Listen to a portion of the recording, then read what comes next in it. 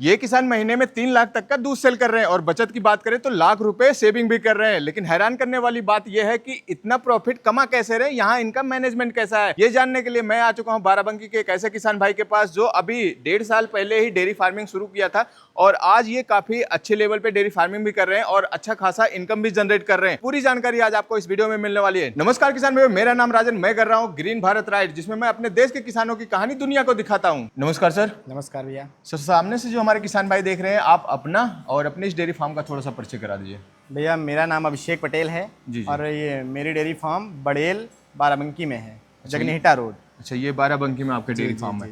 अभी देखने में आप कम उम्र के लग रहे हैं, तो कैसे आपके दिमाग में आया कि डेयरी फार्मिंग करना चाहिए और बिजनेस करना चाहिए? भैया मेरे मम्मी पापा डेयरी बहुत पहले से चला रहे हैं। अच्छा। तो समझिए 25 साल पहले से। अच्छा, मतलब आपके यहाँ 25 साल पहले से ही डेयरी चल रही है? जी। डेयरी क्या चल रही है, वो लोग 1-2 जानवर से काम स्टार्ट किए और उसको आगे बढ़ाए और वही देखते देखते मैंने वहाँ पे कुछ सीखा जी। और ये मेरा दूसरा डेयरी फार्म है भैया। अच्छा, ये दूसरा डेयरी फार्म है।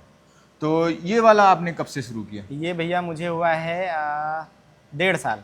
अच्छा, 1.5 साल हुआ इस डेयरी फार्म को शुरू करने। तो आपका एक पहले से डेयरी फार्म था, तो उसमें आपने क्यों नहीं काम किया, आपने ये नया डेयरी फार्म क्यों शुरू किया? भैया वहाँ काम चल रहा है, वहाँ पे अब तो वर्कर्स भी हो गए हैं 1-2 लोग। अच्छा। वहाँ से मैंने सीखा जी। यहाँ पे प्लॉट था मेरा जी, तो मैंने सोचा यहाँ पे डाल के देखते हैं कि खुद से कर पाएंगे कि नहीं कर पाएंगे। अच्छा, कहीं ना कहीं आपको सीखने का जज्बा था, इसलिए आपने हाँ, वो डेयरी फार्म तो चल ही रहा है, फिर यहाँ पे आपने स्टार्टअप किया। तो आपने यहाँ जब स्टार्ट किया कितने पशुओं से स्टार्ट? यहाँ भैया मैंने सीखने के लिए स्टार्ट किया था 8 जानवरों से। अच्छा जी। तो 8 जानवर में गाय भैंस दोनों थे? गाय भैंस दोनों थी 8 जानवर में। अच्छा। तो यहाँ आपने सीखने के पर्पज से स्टार्ट किया। तो 1.5 साल में आपने 8 था, तो 8 से अभी प्रेजेंट टाइम में कितने हो गए? 8 से मैंने कर लिया है 17 जानवर। 17, मतलब कहीं ना कहीं देखा जाए तो आपने बढ़ाया है, मतलब सीखा है। अब जैसे जैसे सीखते गए लगा खुद से कर लेंगे जी, तो इसको आगे बढ़ाते गए। तो किसान भाई, आपको एक चीज और बताते चले, अभी भैया ने बताया कि इनका एक डेयरी फार्म और है, तो उसका भी वीडियो हम कवर करेंगे, आपको आई बटन पे मिल जाएगा। वहाँ आपको पूरी रियल स्टोरी पता चलेगी कि इनके पापा ने कैसे डेयरी फार्म का स्टार्ट किया था। और ये देखो, एक जो अंदर से जुनून होता है ना बिजनेसमैन का, वो ये होता कि इनके यहाँ डेयरी फार्म था, लेकिन इन्होंने उसमें ना काम करके अपना अलग से शुरू किया, वहां से नॉलेज लिया और यहाँ से स्टार्ट किया कि मैं डेयरी फार्म चला पाऊंगा कि नहीं। बस यही था कि मैं चला पाऊंगा कि नहीं इसको। तो ये बड़ा अच्छा काम था और आपका मतलब माइंड सेटअप भी अलग है कि मुझे खुद करेंगे तभी तो पता चलेगा, मैं करेंगे तभी करेंगे। वर्कर्स रखना कोई बड़ी बात नहीं है जी, लेकिन कुछ काम नहीं हो पाएगा जब तक खुद से इसमें इन्वॉल्व नहीं होंगे, इसमें मेहनत नहीं करेंगे कुछ भी नहीं हो। तो ये जिस एरिया में डेयरी फार्म है, ये कितना एरिया है? ये भैया है टोटल 5000 स्क्वायर फीट। अच्छा, 5000 स्क्वायर फीट। और इसमें ये जो डेयरी फार्म बना है, ये कितना है जिसमें गाय भैंसें रह रही हैं? ये भैया पूरा बना है मान के चलिए 3700 स्क्वायर फीट। अच्छा, 3700 स्क्वायर फीट में। तो ये अगर हम कैपेसिटी की बात करें तो कितनी यहाँ पे आप रख सकते हैं? कैपेसिटी भैया इसमें हम रख सकते हैं आराम से 35 से 40 जानवर तक। मतलब जिनको आराम से बोल रहे हैं, उसमें जानवरों को कोई दिक्कत नहीं। मतलब 35 से 40 जानवर रखेंगे तो वो आराम से कंफर्ट महसूस करेंगे इसमें? आराम से। और अभी प्रेजेंट टाइम में आपके पास कितनी गाय और कितनी भैंसें हैं? प्रेजेंट टाइम पे मेरे पास है 5 गाय और 12 भैंसे। अच्छा, 5 गाय 12 भैंसे। और ये स्ट्रक्चर बनाने में कितना खर्चा आया था? स्ट्रक्चर में भैया खर्चा आया था लगभग वही 7-8 लाख के आसपास का। जी।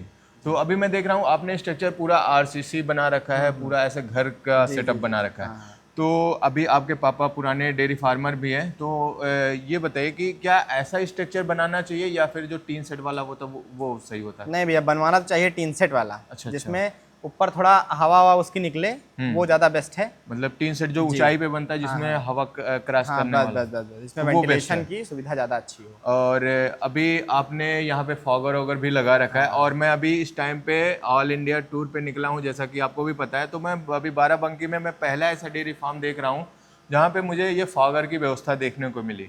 और बाकी पुराने ऐसे बहुत से डेयरी फार्मर हैं जो 35-35 साल से, लेकिन उनका ट्रेडिशनल मतलब पुराने तरीके से वो अपनी फार्मिंग कर रहे हैं। तो अब बात करेंगे कि आप जो ये गाय और भैंसे रखती हैं, इसकी नस्ल का चुनाव कैसे करते हैं? कौन सी नस्ल पे? नस्ल भैया जानवरों में जाफराबादी होती है जी, है वैसे हमारे पास 2-3 जानवर वैसे जी, और बाकी यहाँ मुर्रा चलती हैं। बाकी हम लोग का मेन उद्देश्य होता है दूध पे फोकस करना। अच्छा, दूध पे फोकस करना कि ज्यादा दूध रहे, नस्ल कोई भी हो। अच्छा। और गाय में जर्सी HF जो थोड़ा गर्मी में सरवाइव कर पाए, और उनके लिए ही सारी व्यवस्था की गई है। अच्छा, ये जो फागर लगाया गया है ये गायों के लिए, मेन गाय के लिए है, बाकी भैंस को आराम तो है ही। मतलब गाय को थोड़ी दिक्कत होती है, गर्मी ज्यादा दिक्कत होती है। गर्मी में दिक्कत अब बात करते हैं, अभी ये पूरा आपका जो सेटअप है इसमें गाय भी है और भैंस भी है, तो इसमें आपका पर डे का गाय और भैंस दोनों का मिला के दूध कितना प्रोडक्शन हो रहा है? दोनों का मिला के भैया इस टाइम होता है 140 लीटर दूध का। अच्छा, 140 लीटर। और अभी उधर मैं भी गाय हैं, ये भैंसे वैसे पूरी सबका मिला के 140 लीटर के आसपास का। और अभी मैं आपके फार्म पे सुबह आ गया था तो देख रहा था यहीं से कस्टमर आते हैं, दूध ले जाते हैं। दूध हम लोग को कहीं बाहर लेके नहीं जाना होता है, मतलब पूरी दूध की मार्केटिंग आपको इसी डेयरी फार्म से। जी। 140 लीटर जो भी निकलता है सब यहीं से बिक जाता है, सब सुबह शाम मिला के सारा यहीं से बिक जाता है। और रेट क्या जाता है? रेट भैया दूध का हमारे यहाँ जाता है, भैंस के दूध का 75 रुपए और गाय के दूध का 65 रुपए प्रति लीटर। गाय का 65 और भैंस का 75। अगर मैं अभी बात करूं कि इस डेयरी फार्म से जो आपने सीखने के लिए ये खोला और अच्छी खासी रन करा रहे हैं, इससे आप महीने का कितना इनकम जनरेट कर लेते हैं? महीने का भैया हम लोग प्रॉफिट मान के चलिए 1 लाख के आसपास का। 1 लाख प्रॉफिट निकाल लेते हैं। प्रॉफिट। और कितने का दूध बेच देते हैं? अगर मैं ये बात करूं कि खर्चा वर्चा नहीं, जैसे दूध कितने का यहाँ बिक जाता है? दूध भैया डिपेंड करता है, थोड़ा डेयरी पे भी जाता है। अच्छा। और जो थोड़ा बहुत लास्ट में बचता है वो डेयरी जाता है, बाकी कस्टमर मिला के सारा दूध हमारे यहाँ 9,000 का पर डे बिकता है। 9,000 रुपए का पर डे दूध बिकता है। 8 से 9,000 या कभी कभी 10 हो गया।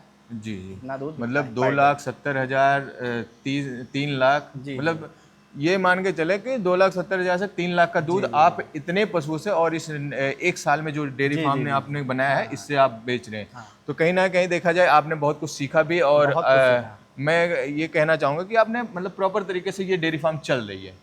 एकदम बढ़िया चल रही है। जी। तो अभी जो आप यहाँ पे गाय भैंसे रखे हैं ये कहाँ से मंगाते हैं? ये भैया हम मंगाते हैं, जैसे कोई बाजार लगती है मसौली या छपिया, वहाँ से बाकी व्यापारी लोग लाते हैं बाहर से, बिहार हो गया या कहीं से भी, वो हमसे प्रॉफिट लेते हैं और हमको जानवर देते हैं। अभी तक आपके फार्म में सबसे महंगी भैंस कितने की? सबसे महंगी भैंस है हमारे यहाँ ये। अच्छा, ये भैंस है हमारे यहाँ 1,37,000 रुपए की। 1,37,000। और ये इसका दूध है इस टाइम प्रेजेंट 14 लीटर। अच्छा। और इसको हम लोग खिला पिला के अच्छे से मेंटेन रखेंगे तो 15 लीटर तक दूध ये दे लेगी। अच्छा, मतलब दूध भी बढ़ाएगी। तो अभी तक और जो बात दवाएं की थी, तो कुछ कॉमन दवाएं हैं जिसके बिना डेयरी फार्म चल ही नहीं सकता। जी। जैसे कि बुखार की हो गई और बी कॉम्प्लेक्स हो गया, टोनोफास हो गया, या कीड़े की दवाएं हो गई। जी। और कुछ और कॉमन दवाएं हैं, वो दवाएं बिना काम चल ही नहीं सकता है। मेरा कहने का मतलब ये कि अभी आपने 1-1.5 साल में डेयरी फार्मिंग किया और सीखा, और मैं देख रहा हूँ कि आप इंजेक्शन मतलब आप खुद से दवा देते हैं। तो अब डॉक्टर को बुलाने की जरूरत नहीं पड़ती? डॉक्टर को बुलाने की जरूरत पड़ती है, जैसे केस ज्यादा दिक्कत वाला हो गया तब बुलाने की जरूरत पड़ती है। नॉर्मल बुखार इन सब के लिए आप खुद ही नॉर्मल ट्रीटमेंट बुखार कर है, लेते हैं? नॉर्मल इंजेक्शन लगाने हैं, कोई दिक्कत नहीं है। नॉर्मल इंजेक्शन जैसे अभी यही जानवर आया, अब इसको देना ही पड़ेगा मुझे। ये थक वक के आया है, यहाँ का माहौल एडजस्ट करेगा, तो इसको बी कॉम्प्लेक्स हो गया, विटामिन हो गया, कैल्शियम हो गया, मिनरल हो गया, गुड़ हो गया, ये सब हम खुद से ही देंगे। मतलब बाहर से जब जानवर लेके आते हैं तो पहले उनको मल्टीविटामिन, उनको मतलब थकी रहती है, उनका थकान दूर करने के लिए। किसी को भी चाहिए, अभी कोई आदमी भी बाहर से आए थक वक के, तो सबसे पहले उसको पानी वानी यही सब पूछते हैं कि मतलब थोड़ा वो रिलैक्स हो, अच्छा फील करे। तो ये आपकी सबसे महंगी भी है। और अभी प्रेजेंट टाइम में आपके पूरे फार्म में सबसे हाई मिल्किंग वाला, सबसे ज्यादा दूध कौन दे रही है? सबसे ज्यादा दूध हमारी ये गाय दे रही है। अच्छा, गाय जी कितने दे रही है? गाय दे रही है 21 लीटर दूध। अच्छा, और भैंस में? भैंस में हाईएस्ट तो अभी तो यही है। अच्छा, बाकी मतलब यही 14, 13, 12, 10 से नीचे कोई नहीं है। मतलब लगभग 12, 13, 14 यही है। और ये आपको उम्मीद है कि अभी नहीं लाए हैं आप? इसको 15 कर लेंगे इसको, उम्मीद नहीं है, 100% कर लेंगे। अच्छा। तो अब थोड़ा सा बात कर लेते हैं इनके फीडिंग पे। सुबह से दिनचर्या क्या होती है और क्या खिलाते पिलाते, जैसे एक रूटीन क्या होता है यहाँ डेयरी फार्म का? रूटीन क्या, सबसे पहले तो यहाँ पे हम लोग 3:30-4 बजे उठ जाते हैं। जी। और उसके बाद में थोड़ा यहाँ पे साफ सफाई का काम होता है जी। और जानवर हमारे उधर पीछे बनते हैं उस तरफ। जी। वहाँ बनते हैं जी। और उसके बाद में उनको ला के यहाँ एक तरफ से बांधा जाता है, चारा दिया जाता है और इनको नहलाया जाता है, सबसे पहला काम है जी। और उसके बाद हम लोग इनको नहला के मशीन के साथ साफ सुथरा करके फिर इनका लगाना शुरू करते हैं। उसके बाद 5:30-6 बजता है, तब तक कस्टमर्स आने लगते हैं, तो उन लोग को सामने लगा के हम लोग दूध देते हैं सामने। अच्छा, मतलब खाना चारा देने के बाद साफ ऑफ करने के बाद मिल्किंग का काम हो जाता है और फिर यहीं से मिल्किंग सेल भी होने लगता है। जो बचता है वो डेयरी पे चला जाता है। जी। और उसके बाद भैया अभी जैसे कि अब इसका फिर से साफ सफाई करेंगे, इनको नहलाएंगे, इसको साफ सफाई करेंगे, फिर इनको इसके अंदर लाइन से बांध देंगे। और टेम्परेचर मेंटेन करने के लिए फॉगर किट आपने देखा ही है, आपने फॉगर भी लगा रखा है, टेम्परेचर मेंटेन। टेम्परेचर मेंटेन रहता है, बाहर से 10 डिग्री टेम्परेचर, अंदर कम ही होगा। जैसे बहुत गर्मी है तो अंदर जानवरों के लिए ये बहुत बेस्ट चीज है, और हम तो चाहते हैं सबको इसका यूज करना चाहिए। अच्छा, ये फॉगर का आपका सेटअप कितने में पड़ा? ये भैया सेटअप मेरा पड़ा था 5,000 रुपए का। अच्छा, 5,000 रुपए का। और ये ऐसा देखा जाए तो बहुत महंगा भी नहीं है, बहुत महंगा नहीं है, काम का चीज है, अच्छी चीज है। जी जी। अगर जो ये 1 साल नहीं खराब हुआ, वैसे तो खराब ही होगा नहीं, अगर जो 1 साल भी चल गया तो 1 साल में इससे उतने का दूध ही बढ़ जाएगा।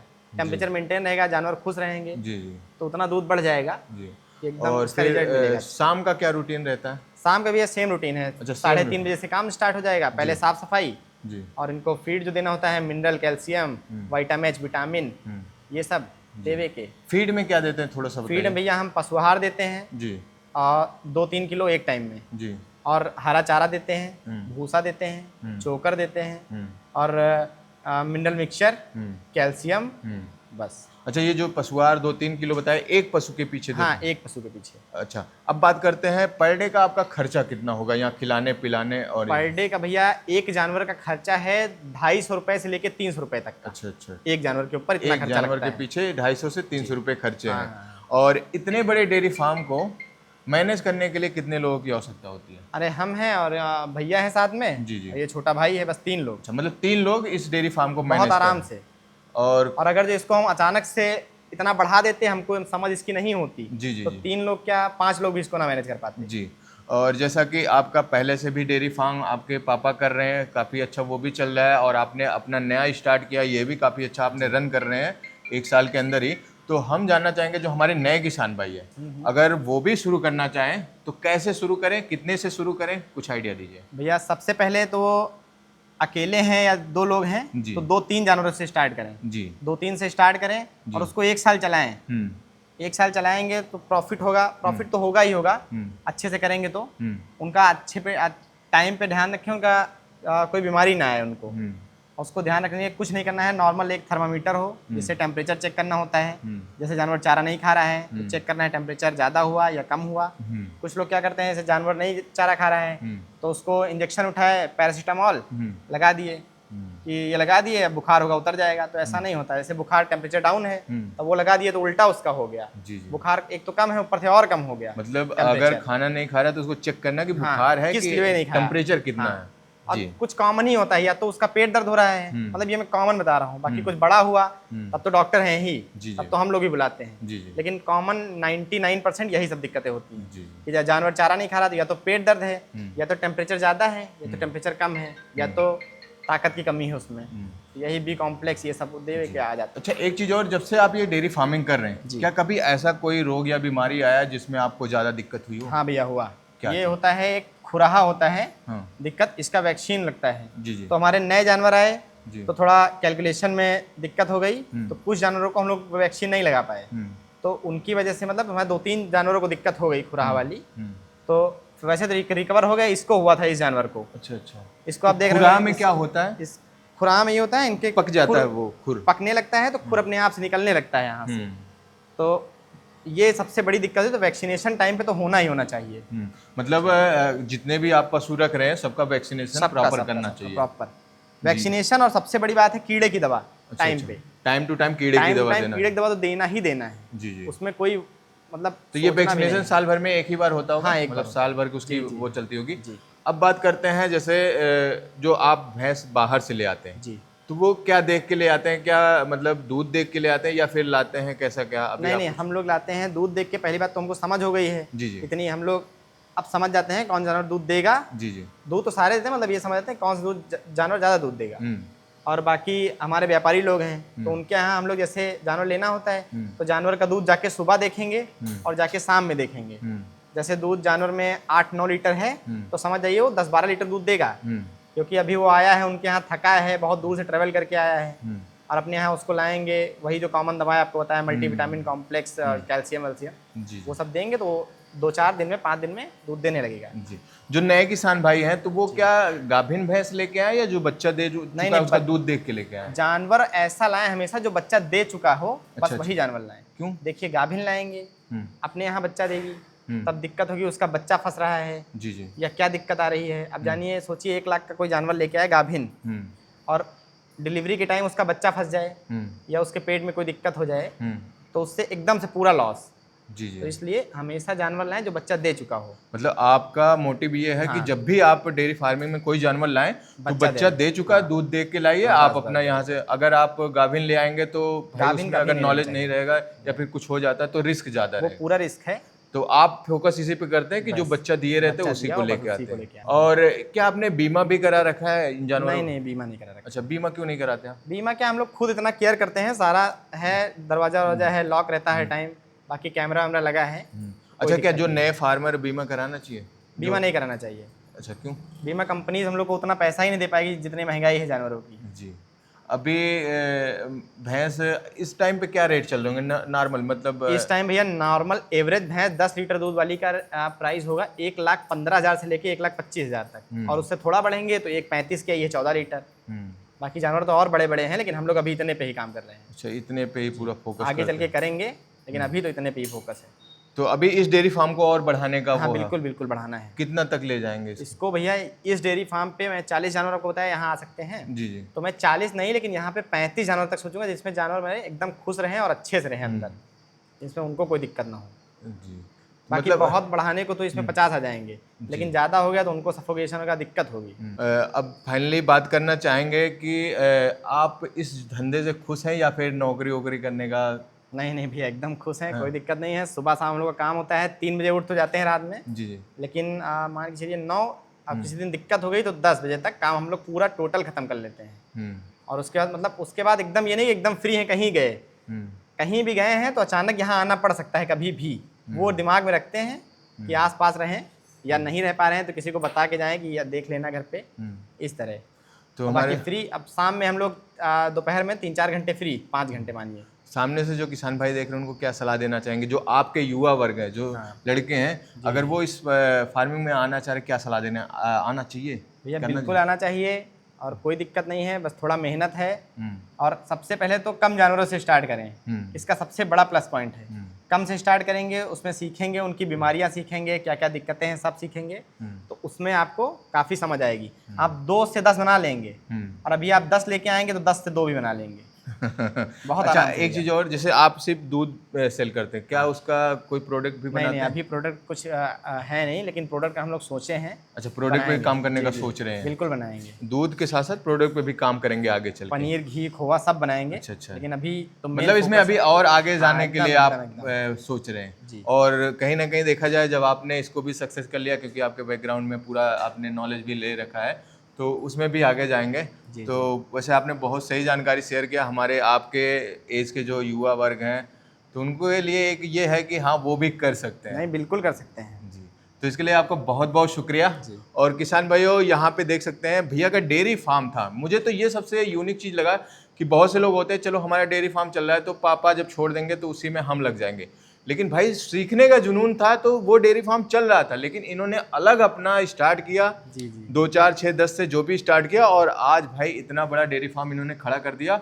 चाहते तो अपने उसी डेयरी फार्म में लगते, काम करते, उसी से करते, लेकिन ये होता भाई एक बिजनेसमैन का जो मतलब अंदर से जुनून होता कि हाँ, मुझे करना है, अलग करना है। और जब तक आप फील्ड में उतरेंगे नहीं तब तक सीखेंगे भी नहीं। जी। बाकी आपको हम अपने मम्मी पापा से भी मिलवाएंगे, और वो वाला डेयरी भी दिखाएंगे। हाँ, तो इनकी वो वाली डेयरी की वीडियो आपको एंड स्क्रीन पे मिल जाएगी, बाकी आई बटन और डिस्क्रिप्शन में मिल जाएगी, वो वाला देखिएगा। उसमें आपको प्रॉपर बम्पर नॉलेज मिलने वाला है। और यहाँ भी आपको ये चीज़ सीखने को मिला कि आप छोटे से स्टार्ट करके किस तरीके से युवा भी इन चीज़ों में बढ़ सकता है। बिल्कुल बिल्कुल भैया। तो किसान भाई, उम्मीद करते हैं आपको ये वीडियो पसंद आया होगा। अगर आपका कोई भी क्वेश्चन रहता है तो क्या सर मैं आपका नंबर शेयर कर सकता हूँ? बिल्कुल।